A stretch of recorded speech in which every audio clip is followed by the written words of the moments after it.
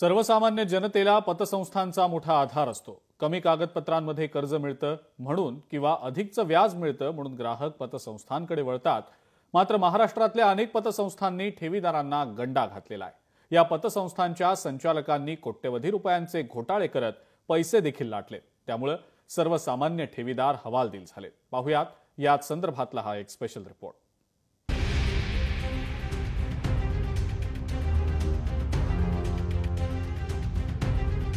बीडमधल्या पतसंस्थांचे मोठे घोटाळे। ज्ञानराधा पतसंस्थेत अडकले कोट्यवधी रुपये।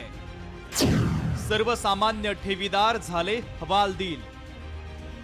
बीड जिल्ह्यातील सर्वात मोठी मल्टीस्टेट म्हणून ज्ञानराधा मल्टीस्टेटची ओळख आहे आणि याच ज्ञानराधा मल्टीस्टेटचे सर्वेसर्वा सुरेश कुटे आणि त्यांच्या पत्नी अर्चना कुटे हे आहेत। मात्र सुरेश कुटे सध्या जेलवारी भोगतायत तर अर्चना कुटे या फरार असल्याचं पोलीस प्रशासन सांगतंय। मात्र यावर आता मुख्यमंत्र्यांनी आदेश दिलेत की अर्चना कुटे यांना तात्काळ अटक करावी, तसंच ज्ञानराधाकडे असलेल्या 238 मालमत्ता लिलावात काढून सर्वसामान्य ग्राहकांचे पैसे द्यावे।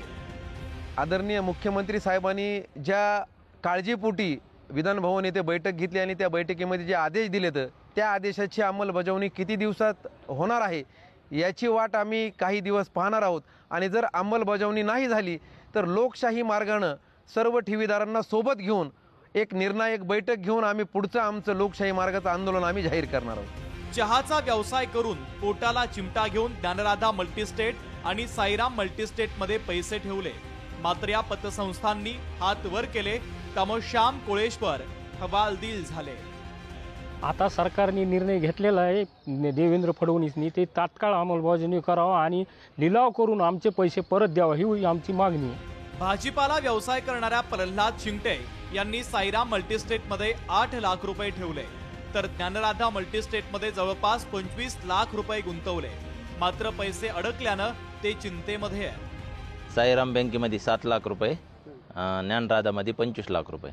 साईरामवाले 14% व्याजदर देतो म्हणले होते म्हणून त्यांच्या बँकेमध्ये पैसे जमा केले होते। ज्ञानराधामध्ये दाम दुप्पटवर टाकले होते। 10 ते 15 दिवसामध्ये जर मला पैसे नाही भेटले तर मी बँकेच्या समोर जाऊन आत्मदहन करेन।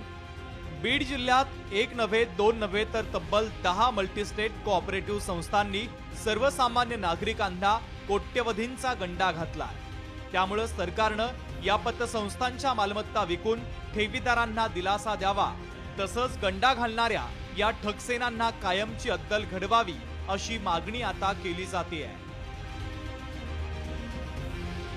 आता मुख्यमंत्री देवेंद्र फडणवीस यांनी जे आदेश दिलेत ह्या आदेशाची अंमलबजावणी कधी होते आणि ज्ञानराधाच्या असलेल्या 238 मालमत्ता जप्त करून हे सर्वसामान्यांचे पैसे कधी मिळतात हेच पाहणं महत्त्वाचं ठरणार आहे। हरिदास तावरे, लोकशाही मराठी, बीड। लोकशाही मराठी, ऐका, पहा, जागरूक रहा।